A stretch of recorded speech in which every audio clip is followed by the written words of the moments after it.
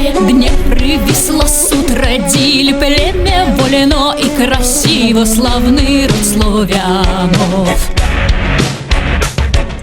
Суд шли дорогою единой, але время разделило каждого по странам. Из заставы над головами гласный клик звучит над краем. Мы есмо славяне.